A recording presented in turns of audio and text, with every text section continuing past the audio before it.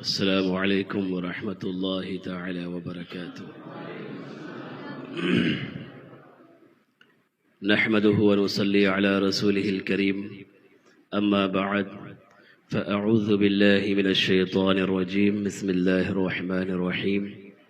والله يعصمك من الناس. صدق الله العلي العظيم وبلغنا رسوله النبي الأمين الكريم، ونحن على ذلك لمن الشاهدين والشاكرين والحمد للہ رب العالمین. بارگاہ رسالت میں ایک بار دروشی پڑھیں. اللہم صلی علی سیدنا و مولانا محمد معدن الجود والکرم وآلہ الکرام وابنہ الکریم وبارک وسلم صلاة و سلام علیک یا رسول اللہ صلی اللہ تعالی علیہ وآلہ وسلم. آج جو موضوع میرا ہے وہ تحفظ ناموس رسالت کے تعلق سے. ناموس رسالت اور اس مسئلے کو سمجھنے کے لیے ہر ایک مسلمان کو کم سے کم اپنے حبیب، اپنے مولا، اپنے آقا صلی اللہ علیہ وسلم کے بارے میں، ان کی حیات طیبہ کے بارے میں جاننا ضروری ہے. جب تک انسان کسی کے بارے میں نہیں جانتا اس وقت تک اس کے لیے کچھ نہیں کر سکتا. اس لیے ہر ایک مسلمان کو کم از کم اپنے نبی کی حیات طیبہ کامل و مکمل طور پر معلوم ہو، تاکہ آپ کی عظمتوں کو جان سکے، آپ کی رفعتوں کو جان سکے. اور میرے آقا علیہ الصلوۃ والسلام کے ناموس کے تعلق سے ائمہ کرام نے اور علماء اعظام نے بہت کچھ لکھا اور بتایا ہے. اور آج کے یہ گستاخیاں ہیں، کوئی ایک نیا مسئلہ نہیں کہ آج کے دور کا مسئلہ ہے. یہ مسئلہ خود حیات مصطفیٰ صلی اللہ علیہ وسلم میں چلتا رہا. میرے آقا علیہ الصلوۃ والسلام کی شان میں گستاخیاں خود آپ کی زندگی میں ہوتی رہی، آپ کے بعد بھی ہوتی رہی، اور صحابہ کرام کے دور میں ہوئی، اور مابعد صحابہ بھی ہوتی رہی. لیکن اس تعلق سے جو تعامل تھا یا اس مسئلے کو صحابہ کرام نے کیسے مواجہہ کیا، کیسے اس کا سامنا کیا، اور کیا کیا ردود عمل تھے، وہ تاریخ کی کتابوں میں، سیرت کی کتابوں میں مذکور ہیں. آج آپ دیکھ رہے ہوں گے جو ہندوستان کا جو منظرنامہ ہے، جو جس طریقے سے آج آپ کے دین پر حملے مسلسل اور متواتر طور پہ چل رہے ہیں. کبھی آپ کے دین پر، کبھی ذات مصطفیٰ صلی اللہ علیہ وسلم پر، اور کبھی قرآن پہ، اور نہ جانے کیا کیا مسائل جن پہ اعتراضات اعدائے دین کرتے ہوئے نظر آتے ہیں. ان کے بہت سارے اسباب میں سے ایک سبب یہ ہوتا ہے جب انسان کسی کی گستاخی کرتا ہے تو ایک تو بڑا سبب یہ ہے کہ وہ انسان اس شے کے بارے میں یا اس چیز کے بارے میں یا اس ذات کے بارے میں اسے کچھ علم نہیں ہے. لانعدام المعرفہ، معرفہ نہ ہونے کی وجہ سے، جانکاری نہ ہونے کی وجہ سے وہ ان چیزوں کا ارتکاب کرتے ہیں یا ان گستاخیوں کے ارتکاب کرتے ہیں. اب یہاں پر ان سبب میں سے ایک سبب یہ ہے کہ وہ جانتے نہیں کہ پیغمبر اسلام کون ہے، اسلام کیا ہے، اسلام کے نظام حیات کیا ہے، اسلام جامع دین و دنیا ہے. اس قدر کو وہ معلوم نہیں کر پاتے یا معلوم نہیں ہے انہیں. اسی بنیاد پہ وہ اسلام پہ کیچڑ اچھالتے ہیں. اب گستاخیاں تین محوروں پہ ہوتی ہیں. ایک وہ جس کی دعوت میرے آقا و مولا نے دی، دوسری خود ذات مصطفیٰ صلی اللہ علیہ وسلم پر، تیسرا جو محور، جو تیسرا اسٹیپ ہے جس پہ وہ گستاخیاں کرتے جو میرے آقا صلی اللہ علیہ وسلم لے کر کے آئے.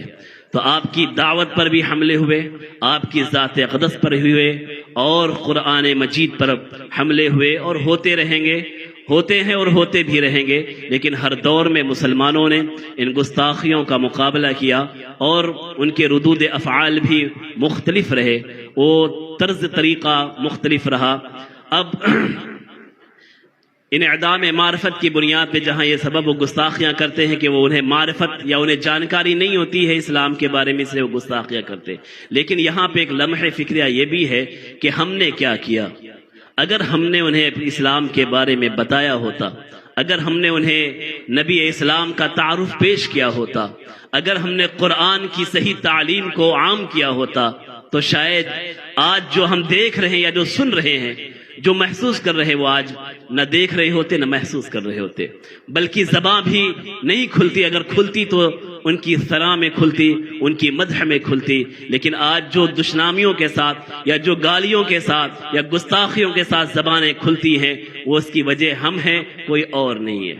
اس کے سب سے بڑے مجرم ہم ہیں کہ ہم نے اسلام کو پہنچایا نہیں، ہم نے نبی اسلام کا تعارف نہیں پیش کیا، ہم نے قرآن کے بارے میں دنیا کو نہیں بتایا، اس کے پیغامات کیا ہیں ہم نے نہیں بتایا، ہمیں خود ہی نہیں معلوم کہ قرآن کیا ہے، ہمیں خود ہی نہیں معلوم کہ قرآن کے پیغام کیا ہیں، ہمیں خود ہی نہیں معلوم کہ نبی اسلام کون ہیں، ان کی عظمتیں کیا ہیں، ان کی رفعتیں کیا ہیں۔ اور بس ہاں اتنا جانتے ہیں رسمی طور پہ کہ ہم مسلمان ہیں، ہمارے آبا کلمہ پڑھتے آئے، ہاں جو چیزیں ہم کرتے ہیں وہ رسمی طور پر کرتے۔ یہ ہماری اپنی کمی ہے کہ جس کی بنیاد پہ آج اعدائے دین آپ کے دین پر حملہ کر رہے، آپ کے نبی پر حملہ کرتے، ان کی ازواج کے تعلق سے جو ریشہ دوانیاں کر رہے ہیں، یہ صرف اور صرف ہماری اپنی کمی۔ اگر اسلام پہنچایا ہوتا، اگر غیر مسلموں کے درمیان نبی کی تعریف کی ہوتی، اگر ان کا تعارف پیش کیا ہوتا تو آج ایسا نہیں ہوتا۔ اور ایک کمی یہ ہے کہ ہم نے اسلام کو کتابوں میں محفوظ کر رکھا ہے، زندگی میں اسے نافذ نہیں کیا ہے، اپنے طرز عمل میں اسے نافذ نہیں کیا۔ ہم مسلمان ہیں رسمی طور پر، ہم مسلمان نظر آتے ہیں، جمعہ کے دن نظر آتے، ہماری مسجدیں بھری ہوتی ہیں، لگتا ہے آج مسلمان بیدار ہوئے، شاید آج مسلمان نئے مسلمان ہو کر کے آئے ہوئے ہیں۔ ہم صرف جمعہ کے دن مسلمان نظر آتے، عیدین میں نظر آتے ہیں، یا پھر محفلیں ہوتی ہیں بزرگوں کی یادوں میں، اس میں شاید کچھ مسلمان نظر آتے ہیں۔ لیکن ایسے وقتوں میں آپ دیکھیں، شاید نکلیں گلیوں میں کھڑے ہو کر ڈھونڈیں کہ مسلمان کدھر ہے، تو آپ کو مسلمان نظر نہیں آئیں گے۔ اگر نظر بھی آئیں گے تو ہاں لباس کے طور پہ نظر آئیں گے، لیکن کردار سے مسلمان نہیں ملیں گے۔ اسی لیے ایک بڑے ادیب نے مصر کی سرزمین پہ کہا تھا کہ ہم نے اسلام تو پایا لیکن مسلمان نہیں دیکھا، نہیں اسلام تو موجود ہے، مسلمان موجود نہیں ہے۔ یعنی اسلام کی جو تعلیمات تھی، اسلام کے جو پیغامات تھے، ان سب کو پس پشت ڈال کر کے آج ہم زندگی گزارنا چاہتے۔ دوسری بڑی بات یہ ہے کہ ہم نے اسلام کو جو دنیا کے سامنے پیش کیا، وہ ایک نظام عبادت یا آخرت کے تصور کے حوالے سے پیش کیا۔ ہم نے جو بتایا ہے کہ اسلام صرف آخرت کی یاد دلاتا ہے، اسلام جو ہے صرف آخرت پہ توجہ دیتا ہے، ہاں توجہ دیتا ہے آخرت کے بارے میں، اس کی عنایتیں زیادہ ہیں، لیکن یہ دین نظام حیات ہے، جامع دین و دنیا ہے۔ دین یہ دنیا کے جہاں سارے امور بتاتا، جہاں آخرت کے سارے امور بتاتا، وہیں پہ دنیا کے بھی سارے امور، آپ کے طرز زندگی کو بھی، کہ کیسے زندگی گزاریں، کہ آپ کی نشستیں کیسی ہوں، آپ کا اٹھنا کیسا ہو، آپ کھائیں تو کیسے کھائیں، آپ پیئیں تو کیسے پیئیں، کون سا ایسا زاویہ ہے جہاں پہ اسلام کی ہدایت اور اس کی روشنی موجود نہ ہو، ہر زاویے پہ۔ اسی لیے جب کسی یہودی نے حضرت ابو ہریرہ رضی اللہ تعالیٰ عنہ سے یہ کہا تھا کہ بطور تمسخر اس نے کہا تھا کہ ان کے نبی تو ہر چیز سکھاتے ہیں، تو آپ نے فرمایا ہاں میرے نبی نے تو سب کچھ سکھایا ہے، حتیٰ کہ نجاست، حتیٰ کہ یہ بیت الخلا میں جانے کا طریقہ بھی میرے آقا نے سکھایا ہے کہ کیسے بیٹھا جائے، کیسے استنجا کیا جائے۔ میرے آقا نے کوئی بھی حصہ یا اسلام نے کوئی بھی زاویہ نہیں چھوڑا جہاں پہ اسلام جو ہے متمثل نہ ہو، جہاں پہ اسلام نمائندگی نہ کرتا نظر آئے۔ آج ہم نے اسلام کو کہاں رکھا ہے؟ ہم نے اپنی زندگی میں نہیں رکھا۔ ہم اسلام کو صرف اور صرف ایک خاص جگہ پہ مقید کرنے کی کوشش کی، مسجدوں میں، مدرسوں میں، یا چند محفلوں میں ہم اسلام نظر آتا ہے، یا چند اوقات میں نظر آتا ہے، لیکن اس کے بعد اسلام کہیں نظر نہیں آتا ہے۔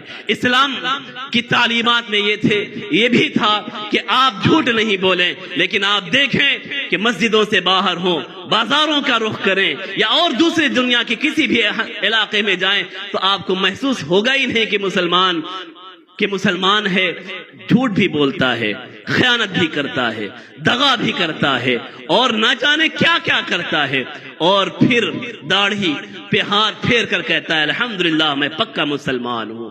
یہ ہماری اپنی کمی، ہماری اپنی کمیوں کی بنیاد پہ آج اعدائے دین در حقیقت وہ اسلام کی توہین نہیں کرتے ہیں، جو انہوں نے آپ کو دیکھ کر کے جیسے ہم ہیں، جیسے ہمارا کردار ہے، جیسے ہمارا طرز ہے، اس طرز سے جو انہوں نے اپنا موقف اسلام کے تعلق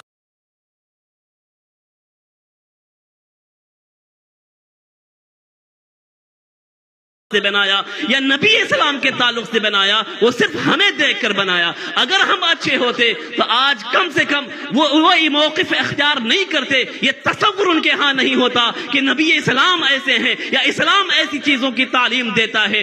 آج وہ کہتے ہیں کہ آپ یہاں تک کہ ایک مستشرق نے کہا تھا کہ اسلام بہت ہی عظیم دین ہے، لیکن مسلمان دنیا کی بدترین قوم ہے۔ یہ کیوں کہا تھا؟ یہ کہنے پہ مجبور کیوں ہوا تھا؟ اس لیے کہ اس نے جب مسلمانوں کو دیکھا، اسلام کی تعلیمات کو دیکھا، اسلام کی تعلیمات بہت اعلیٰ بہت عرفہ ہے، لیکن مسلمانوں کی انحطاطی زندگی کو دیکھا، جب انہیں قریب سے دیکھا تو دیکھا جھوٹ بھی بولتے ہیں، دغا بھی کرتے ہیں، خیانت بھی کرتے ہیں، اور اپنی ذمہ داریوں سے منہ موڑ کر کے اور اپنی ذمہ داریوں کو پورا نہیں کرتے ہیں۔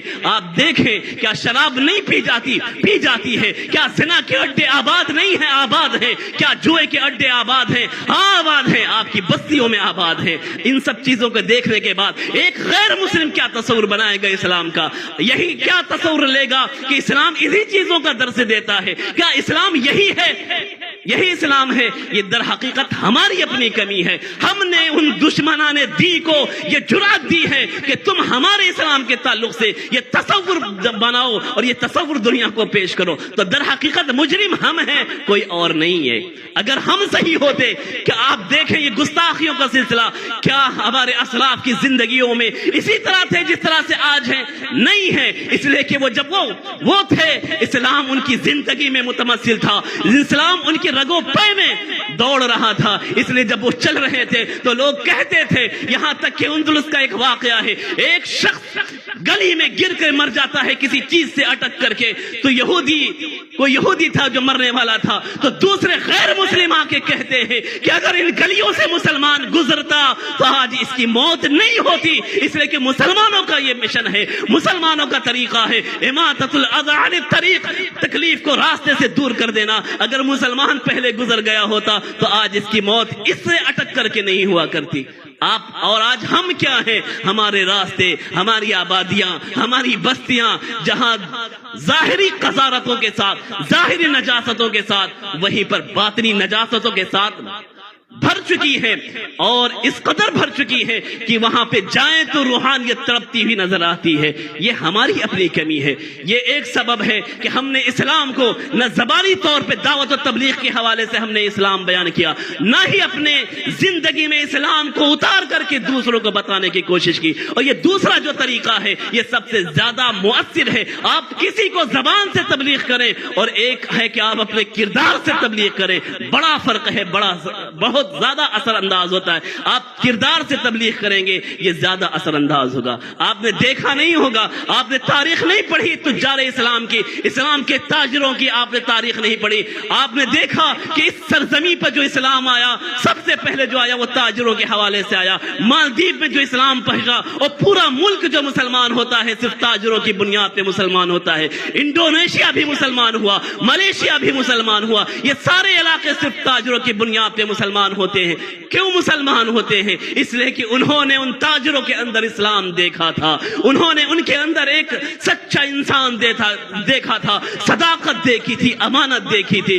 جب ان کے اس اعمال کو دیکھ کر کے ان کے کردار کو دیکھا تھا تو انہیں سوچنے پہ مجبور ہونا پڑا کہ جب یہ لوگ اتنے اچھے ہیں تو ان کا دین کتنا اچھا ہوگا، ان کا نبی کتنا اچھا ہوگا۔ اور آج آپ بتائیں کہ آپ کو دیکھ کر کے کوئی کہتا ہے، آپ ہماری قوم کو کوئی دیکھ کے کہتا ہے کہ یہ اتنے اچھے لوگ ہیں، ہم ان کا دین کتنا اچھا ہوگا؟ نہیں کوئی کہتا، بلکہ کچھ کافر ہیں ایسے کہتے ہوئے نظر آتے ہیں کہ اگر ہم فلاں کے زمانے میں ہوتے، مبارک پور کی سرزمین پر ایک غیر مسلم کہتا ہے، وہ کہتا ہے کہ اگر ہم حافظ ملت علیہ الرحمہ کی زندگی میں ہوتے تو اسلام قبول کر لیا ہوتا، لیکن اب مسلمانوں کو دیکھ کر کے دل نہیں کرتا کہ اسلام قبول کروں۔